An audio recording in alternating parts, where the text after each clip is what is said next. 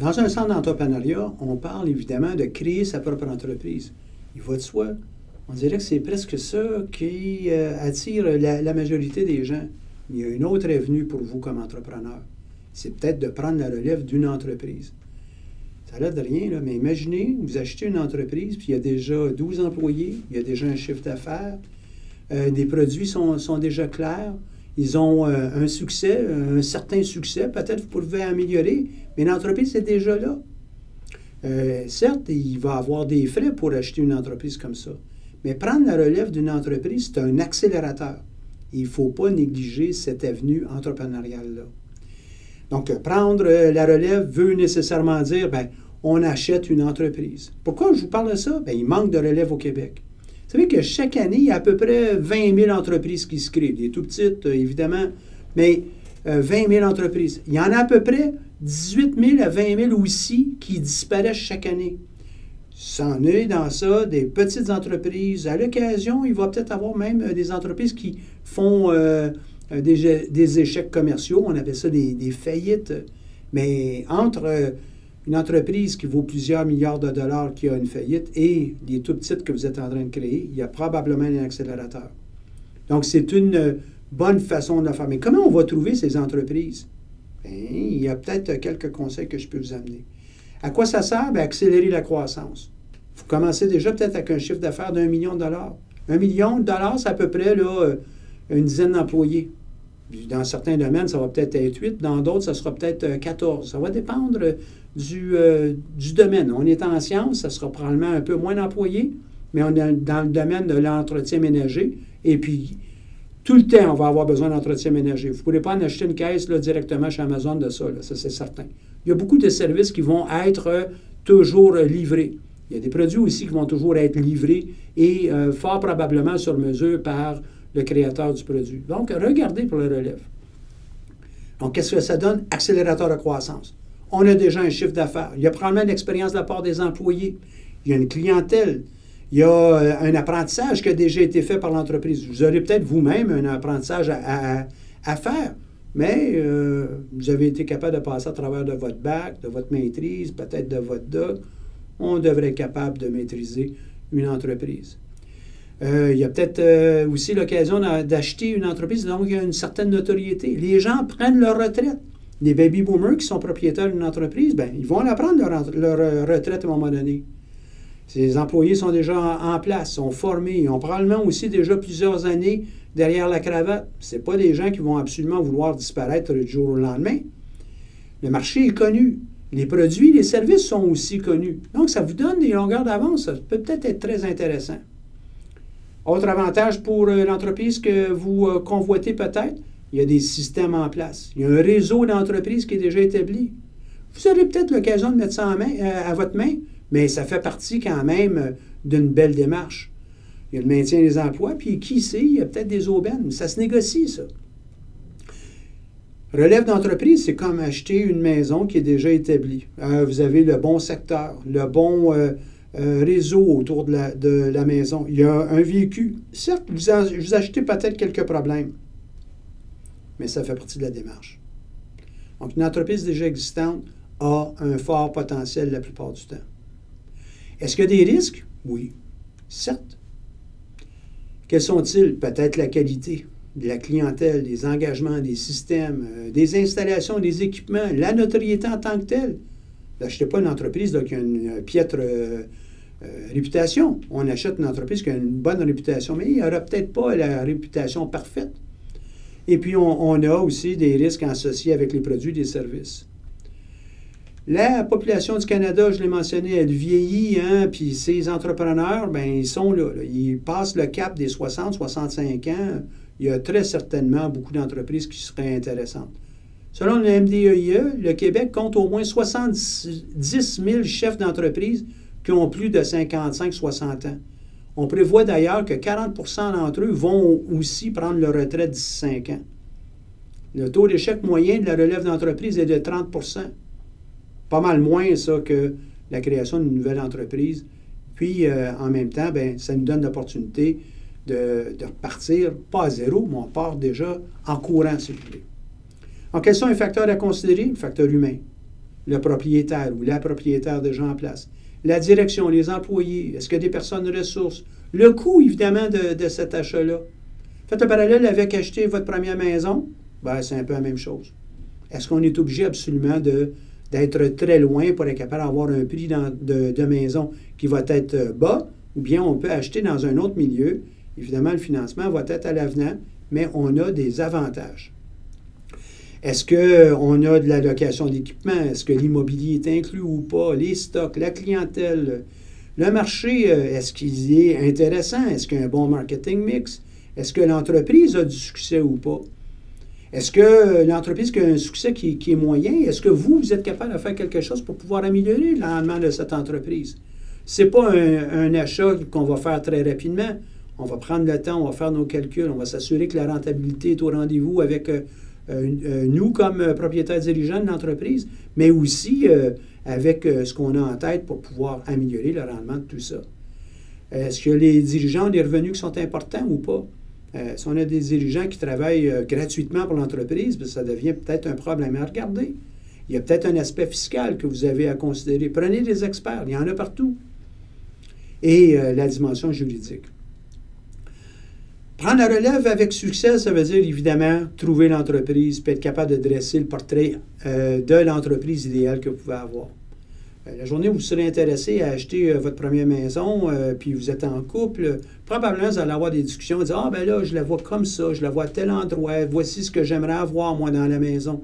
Je voudrais avoir X nombre de pièces, j'aimerais avoir une piscine ou pas, j'aimerais avoir déjà un terrain qui est clôturé près des écoles. » Dresser le portrait de votre entreprise idéale, c'est la même idée. Et ça vous permet, ça, de privilégier votre propre métier et allez-y avec le métier, votre cœur de connaissance, votre corps. Maintenant, est-ce qu'on est capable de se renseigner sur les motifs de la vente? Des fois, oui. Des fois, ça va peut-être être un petit peu plus difficile.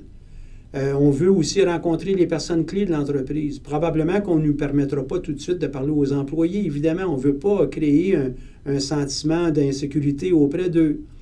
On devrait être capable d'estimer la valeur de l'entreprise aussi, une valeur patrimoniale, une valeur de rendement.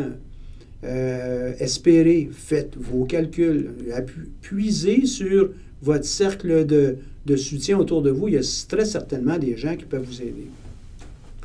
Donc, on va essayer d'aller chercher le plus d'informations possible. Est-ce qu'on connaît l'historique de cette entreprise? Quand elle a été fondée? Pourquoi? Quelle est sa mission, vision, valeur? C'est peut-être pas écrit, mais on est capable très certainement de s'inspirer de ce qu'elle fait.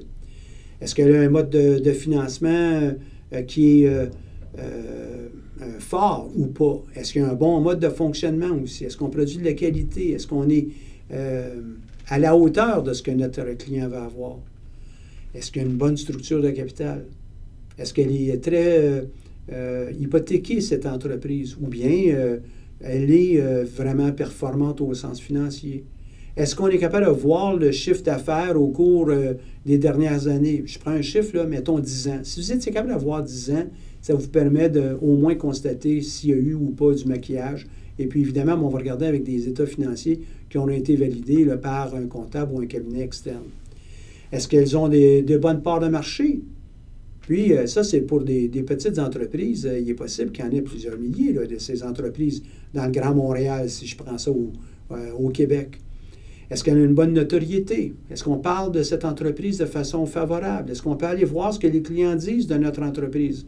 On est à l'ère des médias, on devrait être capable de trouver pas mal d'informations qui seraient intéressantes. Est-ce qu'ils ont de bons moyens de production? Est-ce que l'équipement est à la hauteur ou pas? Est-ce que les ressources humaines sont de qualité ou sont tous aussi des gens qui vont prendre leur retraite dès que l'entreprise sera vendue? Qu'est-ce qui se passe avec ça? Prendre la relève, ça veut dire être capable de s'intégrer à l'intérieur d'un environnement. Est-ce que vous êtes en mesure de le reconnaître, cet environnement, et puis voir peut-être pourquoi l'entreprise est localisée là, outre que c'était plus facile pour le propriétaire? Est-ce qu'elle fait partie du décor ou pas? Est-ce qu'on a une grande intensité concurrentielle vis-à-vis de cette entreprise? Est-ce qu'elle est à la hauteur de la technologie? Quand même qu'elle n'a pas des ordinateurs dernier cri, c'est peut-être pas tellement grave. Par contre, si elle n'a même pas d'ordinateur et puis elle dépend de certains processus qui devraient être automatisés, bien, c'est peut-être un signal d'alarme. Ou à tout le moins, une possibilité de dire non, moi, je ne veux pas payer tel prix. Étant donné que je vais avoir à investir pour de la technologie, je vais avoir une réduction au niveau du prix. Hein? Chaque chose à son temps. Prenez l'idée d'acheter encore une maison. Si vous dites, bon, il y a une piscine, mais la piscine, elle doit être refaite parce qu'elle est brisée, bien, vous offrirez peut-être pas le même prix pour la maison. Vous allez pouvoir regarder à un prix réduit, à moins que déjà on a considéré ça. Mais c'est à vous de regarder ça. Est-ce que les entreprises sont facilement dénichées? Bien, à l'occasion, vous pouvez en voir à l'intérieur du journal des affaires. Mais la plupart du temps, on ne veut pas annoncer nos entreprises comme étant en vente parce que ça va insécuriser, nos employés. 2, peut-être nos fournisseurs. 3, peut-être notre clientèle. 4, peut-être d'autres parties prenantes. Donc, soyons prudents avec l'information en disant « Ah, ben ouais, j'en vois pas beaucoup, moi, d'annonces pour des entreprises à vendre. » C'est tout simplement à l'occasion parce qu'on veut préserver les parties prenantes autour de notre entreprise. Donc, qui peut vous aider? Bien, très certainement des avocats, des notaires qui sont déjà dans le domaine de la vente d'entreprise. Et il y a des réseaux qui se développent juste pour ça, d'ailleurs. Vous allez avoir des difficultés dans un cas comme ça. Ça va vous prendre de l'argent. Beaucoup plus d'argent que si vous étiez en train de créer vous-même l'entreprise avec un seul employé, vous. Hein, vous achetez une entreprise, il y a déjà 10 employés. C'est clair que ça va vous coûter plus cher que si c'était vous qui avez créé. Mais regardez l'avantage que vous avez. L'entreprise a déjà un chiffre d'affaires à l'avenant. 2, il y a déjà des processus qui sont en place. Les clients sont déjà connus. Il y a peut-être lieu de regarder, est-ce que ce sont des clients qui sont récurrents ou ce sont toujours des nouveaux clients? Est-ce que les employés sont en place pour un bout de temps? Etc., etc. Mais le financement est possible. Les banques sont là pour pouvoir vous aider. Il y a des banques qui vraiment se consacrent essentiellement à la petite moyenne entreprise. Je pense entre autres à notre propulseur, la Banque nationale. Est-ce que des fonds aussi destinés à la relève? Oui, il y en a. Investissement Québec, les fonds de relève PME de la FTQ, la Caisse de dépôt, Desjardins Capital de risque, la BDC, etc., etc. C'est des fois des endroits où vous pouvez aller cogner et, étant donné qu'on investit dans une entreprise qui est déjà existante, il y a un historique, il y a un véhicule, c'est souvent plus intéressant. Il y a aussi la possibilité d'avoir une balance de vente du propriétaire actuel, et puis ça va rassurer les bailleurs de fonds. Donc, une balance de vente, c'est, par exemple, le propriétaire courant va conserver encore 25 % de l'entreprise, ou bien carrément vous cède l'entreprise, mais va prendre que la moitié ou 75 % du montant de la vente, et l'autre 25 % bien, il l'aura à terme dans 5 ans ou dans 10 ans. Les entreprises à risque, c'est évidemment une des choses qu'on doit faire attention. Et puis, je vous invite à aller écouter les autres vidéos lorsqu'on parle de marché, lorsqu'on parle de note sectorielle. Est-ce qu'on est dans un marché qui est en déclin? Est-ce que la concurrence est très forte? Est-ce qu'on a des besoins qui sont liés à l'évolution technologique, puis peut-être qu'on n'est plus à la page? Si l'entreprise est à vendre depuis longtemps, puis longtemps, là, on parle peut-être d'années, là. Ou si le chef d'entreprise est décédé de façon brutale, il faut peut-être regarder ça, prendre un recul et puis peut-être demander des prix qui vont être inférieurs. Lorsque vous visitez l'entreprise, si ça arrive, évitez de vous mettre en situation de pression. Ne vous limitez pas à une seule visite, à une seule entreprise. Méfiez-vous aussi des coups de foudre. Donc, on prend ça tranquillement, et puis c'est une décision qui va être assez importante pour vous et fort probablement pour les employés et puis votre propre entourage, les parties prenantes qui vous accompagnent. Trouvez de l'accompagnement aussi pour vous. Et puis, on sait que lorsqu'il y a de l'accompagnement par des professionnels pour l'entrepreneur, pour celui qui acquiert l'entreprise, celui qui cède l'entreprise, l'accompagnement du cédant, entre autres aussi, c'est quelque chose à considérer. Bien, ça nous permet d'augmenter nos chances de succès. Et puis, si le moment où vous achetez l'entreprise, le cédant, donc le vendeur, vous laisse l'entreprise et disparaît dans la brume, ben, vos chances d'avoir un échec augmentent de façon significative. Embaucher des professionnels pour certaines évaluations, des gens en finance, notaires, avocats, à embaucher des professionnels. Autant que possible, ne vous avancez pas dans un secteur dans lequel vous n'avez aucune expérience. Ah, mais ça a l'air tellement intéressant. Non, non. Vous devez connaître le milieu, vous devez connaître comment ça se fait.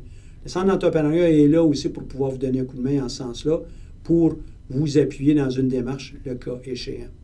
Au plaisir de vous écouter, entre autres, sur les activités entourant le plan d'affaires, parce que même dans un cas comme ça, vous aurez besoin d'un plan d'affaires. Au plaisir.